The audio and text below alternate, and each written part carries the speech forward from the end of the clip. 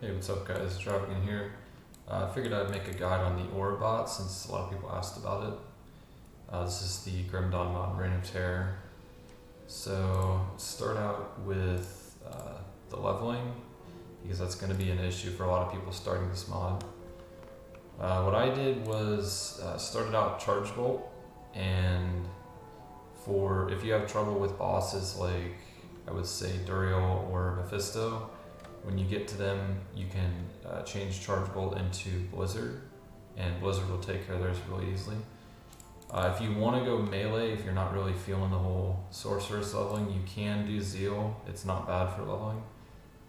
But yeah, I think the Charge Bolt into Frozen Orb is going to be the best way to level, and then Blizzard you can respec in town real quick for like an act boss, and then you should be fine.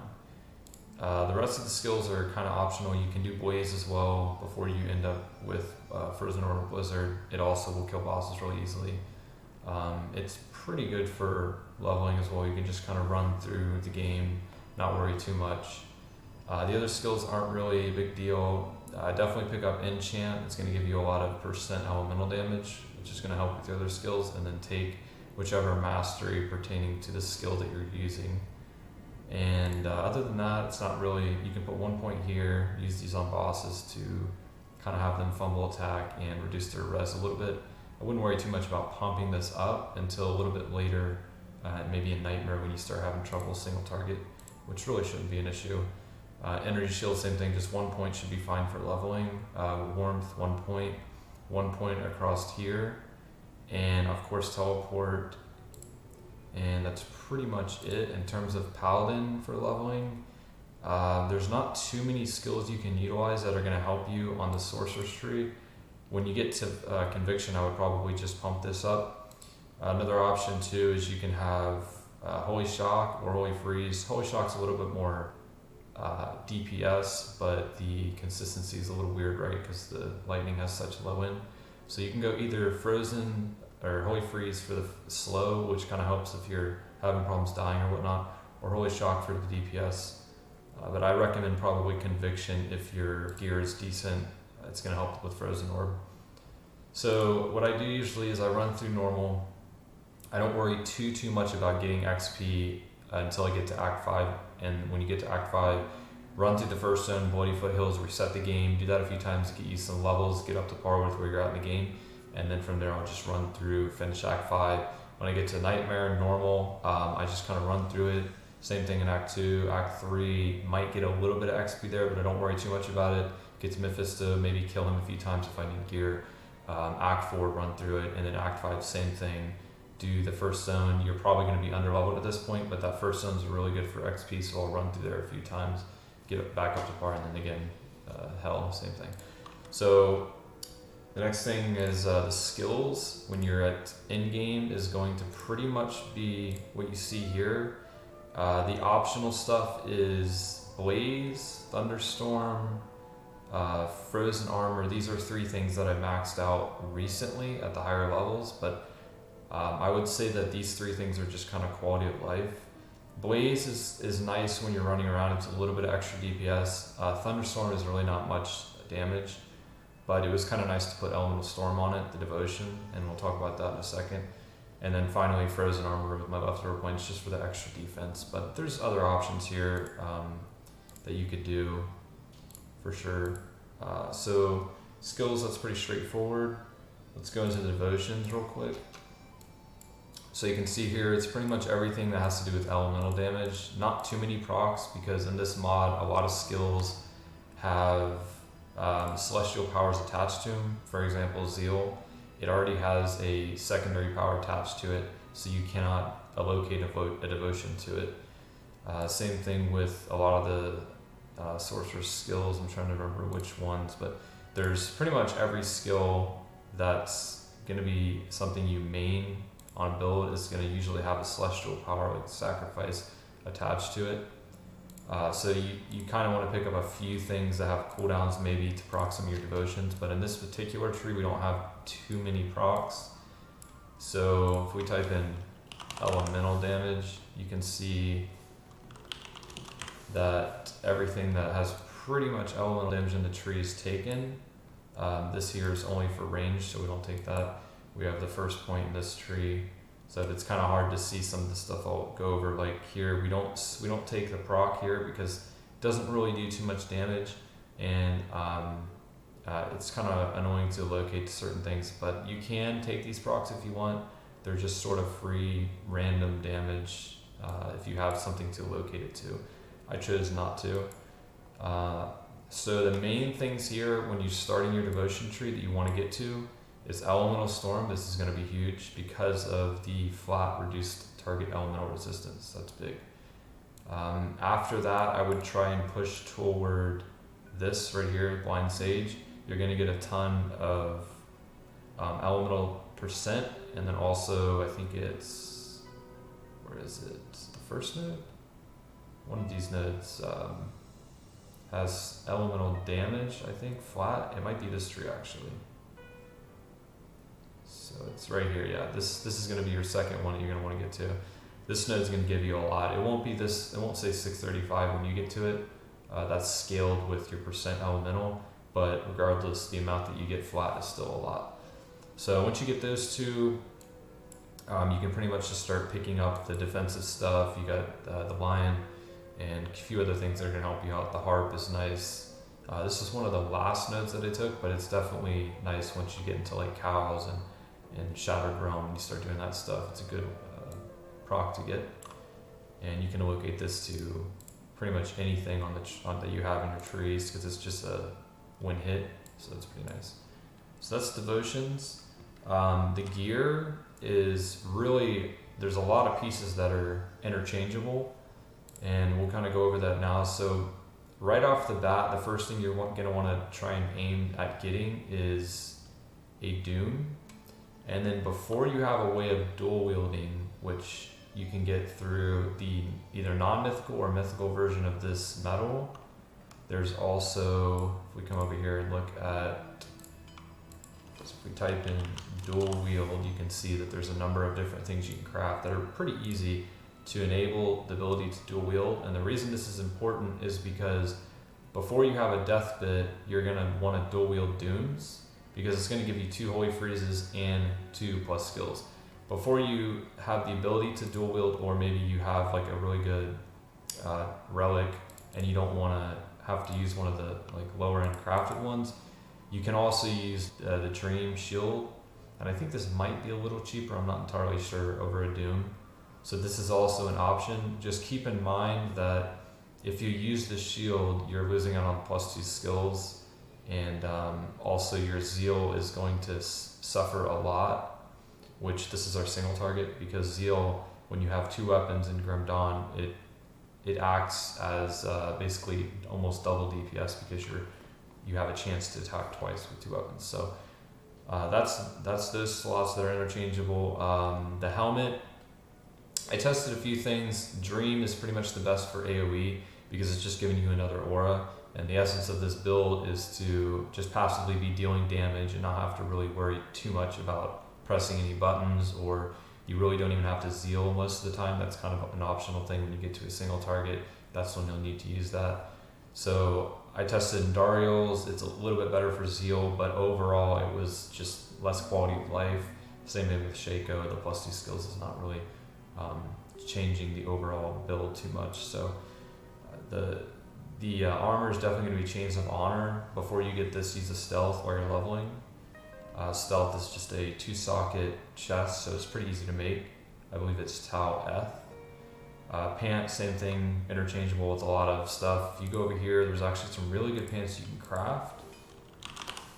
Right here, the Mythical Spell Weave, you can make these. It's very easy. If you need this Ward Stone, if you type in Ward Stone, you'll see that it takes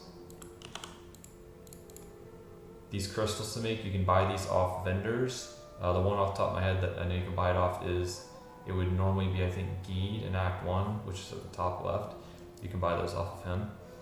And for the belt, this slot, it was arguably interchangeable with a lot of like defensive stuff. I went with the Arachnid Mesh for the +1 skills, and the slow on there is kind of nice as well. Let's see here. So the boots and the amulet are pretty much going to be Gore Rider and High Lords. that's not really, there's no really like differentiating thing you can put in that slot, mostly because Deadly Strike and this current version of the mod, which is 0.6.1.5, is really overpowered. So like this 15% to total damage modified by 153%, that's a huge multiplier that nothing can really beat in these slots. This will probably change in a future patch. It might even be changed when you're watching this video, in which case there's a lot of interchangeable things here, like Alders for a lot of move speed, IK boots are nice. There's a ton of options you can put in this slot. I haven't even really considered too many of them because, like I said, this is a really overpowered slot. If you don't have any chance to reduce health, which is basically crushing blow in normal D2, then these might still be a better option than anything. It's just an easy way to get crushing blow, and you definitely want at least one slot with crushing blow. So gloves, there's a lot of options you can use. These specifically are kind of not really that great for the build, but I had used them to get my vitality and chaos res capped up, which they're actually not even right now, but I could fix that with a few different pieces, but it works for right now, so that's why I'm using these. Shoulders, and I chose one ring to go with a rare. You could do the same thing with pants. Rare pants can look really good. I just haven't found a pair on this specific character yet. Playing untwinked, so it's like I have found really good rare pants before, I just don't have them on this guy. So it's something to keep an eye out for. You can get something like 1500 flat life and 10% life on pants, so keep an eye out for that. As you can see, the shoulders, same thing, life, percent. That was one of the problems with the build early on, is I didn't have a high life pool, so I tried to get a few pieces with a lot of life on there. And as you see, the augments are these mutated scales. Same thing would go on the pants, mutated scales. I just didn't put one on there. I think I was missing one. And the ring here is a Ravenfrost. I chose this because it just eliminates freeze pretty much. It's really nice. I did try a BK. If you're doing something like cows or something easier content, you can use a BK. It's just a little bit more extra damage on your auras, but overall I think Ravenfrost is the nicest ring to kind of throw in for like Shattered Realm. Just eliminating that freeze really helps the build. Another thing to note is the stun right now is 0, which is really kind of a factor when you're doing Shattered Realm. That's going to be something that can possibly get you killed. On most builds, this would be unplayable. However, on this build, since you're always doing damage, stunned or not, it's still fine, but when you get to those bosses at the end of the Shattered Realm, which by the way is this right here, if you talk to this guy, you can put in a Waystone. If you craft these first two, which you can craft at the anvil, this third one here, Tear, will allow you to go to the 95th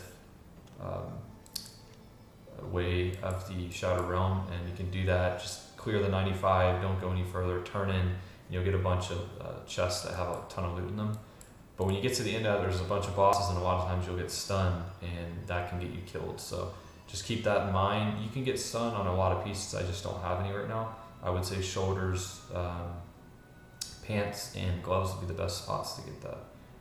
So like I said, the metal is going to be your dual wield, and that allows you to use a trinket, which in this case has Holy Freeze. There's a few different ones you can get. If you're focusing on single target, you could use one that gives you Conviction, like this here. The convictions do stack, so if you put this on, it will allow you to double cast another conviction, which is going to be really nice for single target. I went with another aura. This aura is actually a lot stronger than the one granted by the Doom. You can see here it says 20,000. That's actually the Blizzard. Where's the aura? Holy Freeze is 77 to 81k, and this is 118 to 123k, so a lot stronger. The slow is also higher, so it's pretty nice.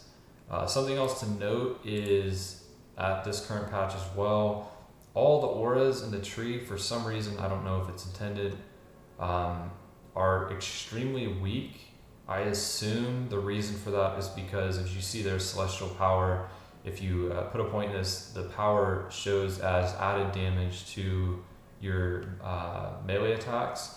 So I assume he balanced it to where they're more for an aura to increase your melee attack damage rather than to be passive damage. These auras don't do that. So this is more of like the original D2 kind of aura where it's just passive damage that will AoE the screen. So I think that's it for gear. Like I said, high wards for the amulet. In terms of the socketables in your jewelry here and your metal, the rainbow faucets that convert, ideally you're going to probably want physical converted to elemental, and the reason for that is the physical on your weapon is actually a big chunk of your zeal damage, so when you convert that to elemental, it's going to help your damage out a little bit. It's not a big deal. You don't need it by any means. You don't even, in fact, need any of these rainbow faucets, but they do add quite a bit. So what I did is, on this character, is the first random elemental one I got, I just threw on. Like, this one's magic to elemental. Doesn't really matter. Doesn't do anything. We're just focused on the elemental flat, the max resistance, and the percent elemental here. So same thing with all of these. So that's pretty much it for the gear. The playstyle, also on swap I have an insight. This just kind of helps with teleport if you're going like doing a certain farm that requires you to skip a lot and you just want to run to like a boss or something. You can activate the meditation aura and you have infinite mana for the teleport. So in terms of the playstyle, basically I'll do a cow here and kind of show you. All you really do with this build is you just something else to note too is the Templar Offensive. You're going to find this in Act 4 is one of the stronger guys you can put on your metal here. So I would probably go with this one. A lot of options. You could do the defensive one. He's pretty nice too. Doesn't seem to die as much, but overall with your Holy Freezes going, things are slowed enough to where he's not usually taking too much damage.